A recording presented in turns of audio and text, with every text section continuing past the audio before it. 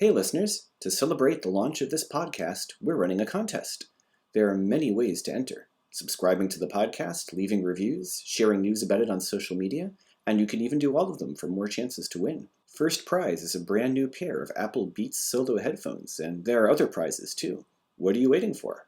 For all the details and to enter, go to edinfinitum.com. That's www.ed-infinitum.com. And click on Launch Contest in the upper left corner. Now, enjoy the episode. Hello, and welcome to Ed Infinitum, the podcast that makes school the subject of study. I'm your host, David Nuremberg. This is Season 1, Episode 3, Viva la Outcomes-Based Revolution. Maybe? In the first episode of this podcast, I detailed how the United States doesn't have a singular system of public education. Rather, it has 13,500 some-odd cities, towns, and districts, each of which traditionally decide on their own curriculum and instruction, and in many ways continue to do so.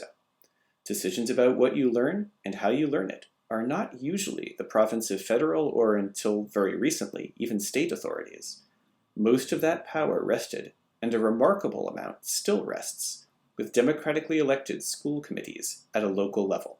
It reflects the patchwork, piecemeal nature of how public schooling came to be in the United States, and the devil's bargain of this arrangement is that each of these 13,500 districts pretty much has to front the bill for its own operations, or at least 3/4 of it, based on local property taxes, which results in what Jonathan Kozol called savage inequalities, where, with very few exceptions, those who can afford to live in affluent communities get great school facilities and highly qualified teachers, while those who live in poorer areas get vastly inferior schools. Kozol also likened the situation to a rigged sports game, one which can never be replayed because you only get one shot at your formative years. It's not as if we just woke up to discover this. Since the dawn of public education in our country, this has been part of the debate, and the conversation cuts to the heart of everything from federal versus local rights to race and racism. But next to the Civil Rights Acts and the court decisions of the 1950s and 60s, the biggest attempt at the federal level to create and implement a policy solution to school inequities was the 2001 No Child Left Behind Act. To understand what led to this act, and what its impact for good and ill has been since, we need to begin the story in 1983.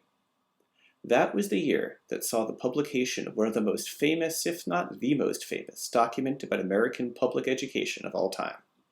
A Nation at Risk, the Imperative for Educational Reform. I could probably do a podcast solely on that report because there was a host of weird stuff going on with it, but I'll just summarize the basics here. President Ronald Reagan's Secretary of Education, Terrell Bell, convened a National Commission on Excellence in Education under the leadership of University of California System President David Pierpont Gardner. The panel's 18 members surveyed a host of studies from the previous decade and came to the conclusion that America's public schools were failing. The findings did look pretty grim.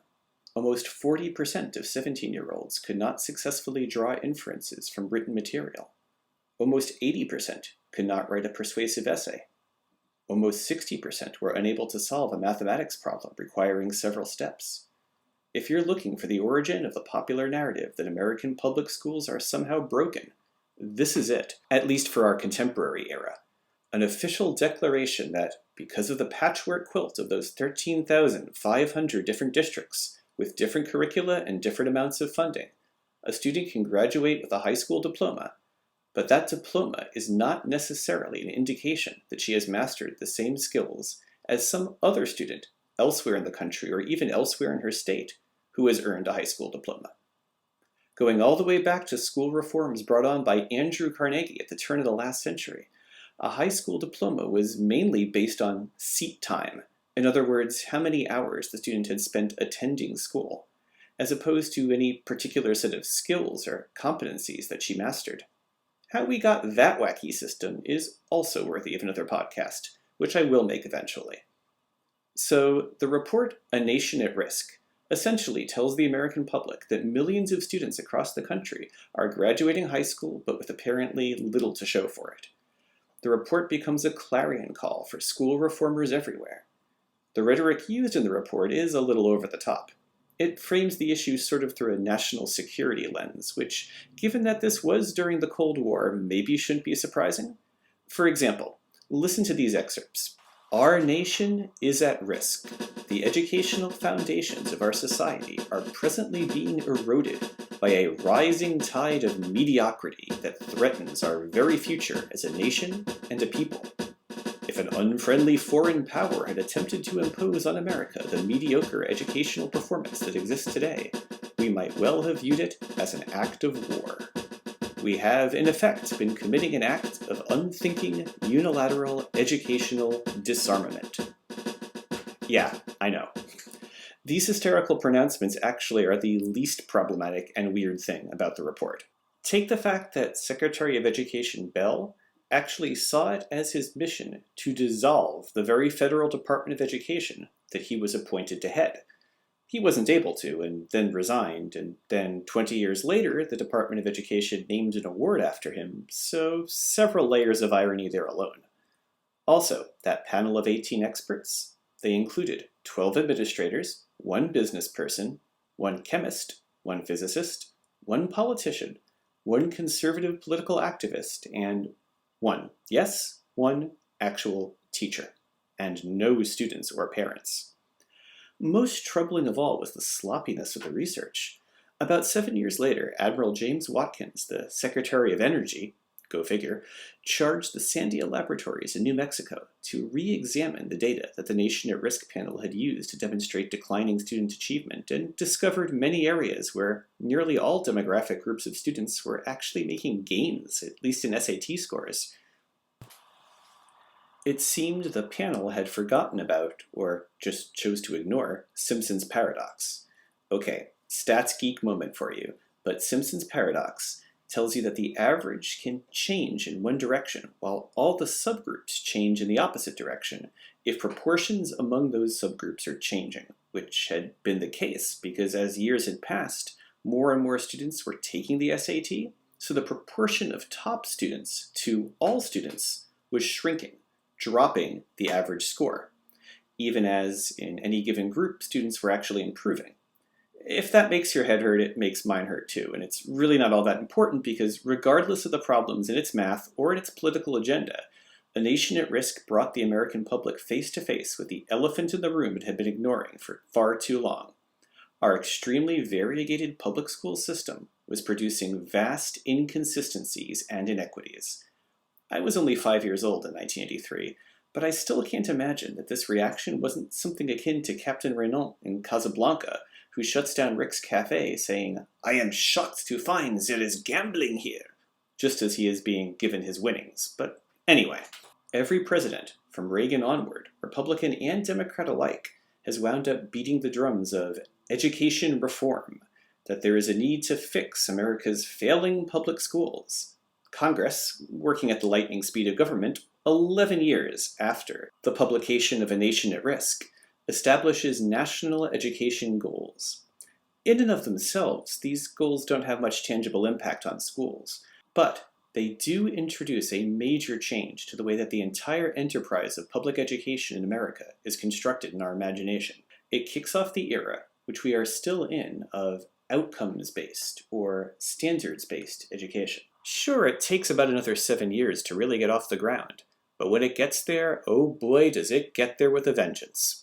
It's a pretty radical reframing, and this new paradigm still governs public education to this day. Here it is in a nutshell. All schooling, curriculum, and instruction must begin with the question, what do students need to learn, not what should we teach them? In other words, what do they need to know and be able to do by the time they leave this grade or graduate from this school?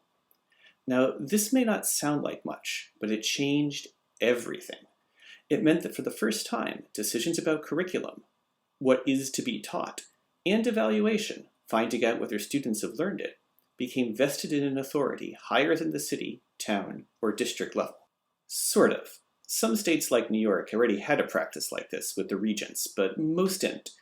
Remember, the history of public education in the US has always been this devil's bargain. Localities basically say, we have to pay for our schools? Fine, we get to control what's taught in them. Or conversely, state and federal governments say, you want to control what's taught in your schools? Fine, you pay for it. But now, the whole game changed. We didn't get federal level standards like most every other country has. That was never really on the table, thanks to the strong anti-federalist tradition in much of the United States. But the signing of the No Child Left Behind Act in 2001 not only empowered, but mandated that each and every state establish statewide learning standards and outcomes for which every student would be held responsible for meeting if they wanted to graduate, and therefore which every school had to make sure they learned. And the state would be checking up on those students and schools through the use of statewide standardized tests. Although such a thing may seem unheard of in our present climate of hyperpartisan rancor, back in 2001, the No Child Left Behind Act, or NCLB, was co-authored by one of the most conservative representatives in the country, future House Speaker John Boehner, and one of the most liberal senators in the country, the late Ted Kennedy. It passed by a huge bipartisan margin that seems unthinkable today, 87-10 in the Senate and 384-41 in the House. NCLB did much more than mandate that states establish learning standards for which all students in those states would be held responsible, and which the state would be responsible for testing. It also held schools and, by extension, teachers responsible for students' learning. In other words, the paradigm became and remains, if a student isn't learning, it's the teacher's responsibility to change that. And if it doesn't change, then not only the student, but also the teacher faces consequences. Schools had to show that they were making what was called AYP, or Adequate Yearly Progress, in their students' test scores. So let's say that this year's fourth graders must do better on standardized tests than the previous year's fourth graders, and the next year, they need to do better still, until every single student earns scores indicating proficiency on those tests. If schools fail to demonstrate AYP for enough consecutive years, the state now had the right to take over the governance of that school, including wholesale firing and replacement of the administrative staff and most of the teachers, or hand over control of that school to a private company as a receiver, or even shut down the school completely. Again, this was an unprecedented change to business as usual. Local control, local funding, was transformed into state control and local funding. While NCLB offered a pittance of federal monies and empowered states to offer some more to help schools improve, by and large, the burden of paying for schools remained squarely on the shoulders of the locality via their property taxes. Remember, this means schools in real estate-poor towns wind up having fewer resources and less well-qualified teachers. And since the students who live in these towns tend to have even greater learning gaps and needs than their neighbors in wealthier areas do, these schools suddenly had the hardest climb with the least resources with which to do it. In some cases, they even faced financial penalties for failing to make AYP, which seems to me akin to a doctor telling a sick patient, "You'd best get better immediately, or I'll take away your medicine." Now, the goals behind NCLB and outcomes-based reform were admirable. All children, regardless of race, location, or socioeconomic status, would be held to the same standards, and schools would be held accountable for teaching them. No longer could anyone say, well, what can you expect from Joey? He's from a poor family. We can't expect him to learn what Billy from the rich suburb is learning. But without drastic steps to address the financial inequities, all we've done, I'm afraid, is to tell Joey and his school that it's their responsibility to figure out where and how to find the resources to catch up to Billy. Or else, it assumes that what is missing is merely administrative will and teacher dedication, as opposed to, well, money. Proponents, though, did have a counter to that argument, as well as to the argument, backed up by a great deal of research, that family wealth and education are by far the strongest predictors of school success. And that counter was, among factors the school itself can control, the strongest predictor of student success, the factor that matters most to the quality of learning, is the teacher in the room. Unfortunately, what this translated to in the calm, reasoned public political discourse of America was, aha! Schools are failing because of inadequate, lazy teachers. It's all their fault.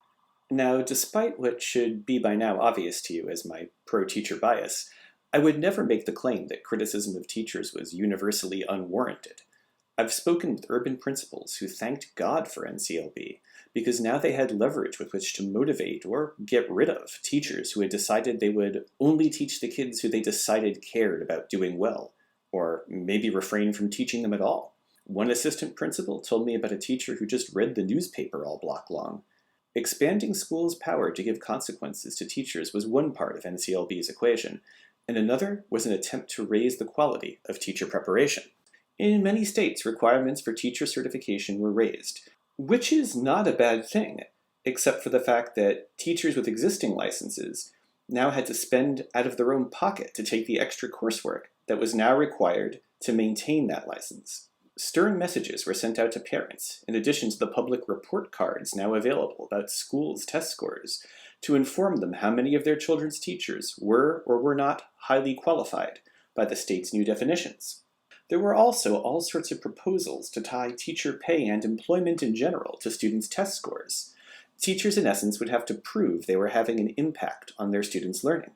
This was met with a fury of opposition from teachers' unions and other education advocacy groups, which often read to the public as lazy teachers making excuses, fearful of having to work for their employment instead of sitting comfortable in a tenured sinecure. But the truth, as always, is a little more complicated. See that research about teacher influence on student academic outcomes included things like GPA, graduation rates, college acceptance, even future earnings. It's somewhat reductionist, to say the least, to apply this to the value-added impact of a teacher on standardized test scores of particular students that she teaches in a given year. On that level, a host of confounding variables makes establishing that sort of causation impossible, but that wasn't how lawmakers and much of the general public saw it. Not to mention the news media, which went on something of a teacher-bashing spree. Inevitably, all kinds of mayhem ensued. Teachers would compete to not teach the most needy children, fearful that their lower scores would be taken as a reflection on them. This included severe needs special education students and English language learners, although future modifications of the law eventually created some cushioning for those students and their teachers. Some teachers expressed reluctance to teach the grade levels at which the state standardized tests were administered, since even though the students' previous few years of education had a serious impact on their standardized test scores, it was still the teacher that year of the testing who was left holding the bag, blamed or lauded unfairly for their students' achievement. And then there was the cheating. Individual teachers or even school administrators, so fearful of repercussions for low scores, would sometimes secretly feed students answers on testing days or even illicitly change answer cards once they had been turned in. The scandal started hitting the newspapers across the country. Atlanta received particular attention, where 11 educators were convicted of conspiring to tamper with student test scores, and some went to prison for it. When allegations of test tampering arose in Washington, D.C., whose superintendent, Michelle Rhee, had in many ways been the public face of the teacher-blaming arm of the outcomes-based movement, it threw gasoline on the already growing fires of anti-testing backlash. Michelle Rhee, by the way, really deserves a podcast episode of her own, and I'll eventually do one on her. Both the woman herself and the icon she became to different sides of the outcomes-based debate. It's worth exploring in detail. But to wrap up this story first, eventually the pendulum began to shift, if only slightly. First with states that signed on to President Obama's Race to the Top program, and then nationwide in the 2015 revisions to NCLB and the Every Student Succeeds Act, states and school districts were given more autonomy in how they could assess, reward, and penalize school progress. This muddied the waters even further, as in some cases different districts, different schools, or even different teachers within a school could use different measures for charting student achievement and growth besides just standardized tests, returning us back one step closer to the patchwork quilt approach to public education that so concerned the researchers who made a nation at risk back in the early 80s. Perhaps the most enduring legacy of the outcomes-based era, and make no mistake, that is an era we are still within, was how it transformed pedagogy, the ways in which teachers taught. As we'll see in our next episode, when test scores are the overriding priority, then everything, including, too often, actual learning, can get sacrificed on that altar. But that's all the time we have for now. Class dismissed, and we'll see you next time. I hope you enjoy listening to this podcast. If you liked this episode, please write us a review on iTunes and like us on our Facebook page. If you really liked this podcast, please consider visiting our website, www.ed-infinitum.com, and making a donation to keep it running. Otherwise, in the grand tradition of underfunded public schools, we'll be reliant on only what we can make from bake sales. The website is the place to go if you want to suggest a topic or send me an email for any other reason. Our theme music is Happy Schoolmaster by Mind Music ID. Thanks again for listening, and remember, every day brings us opportunities to learn something new. Still with us? Awesome, you get a treat. This week's intriguing education fact.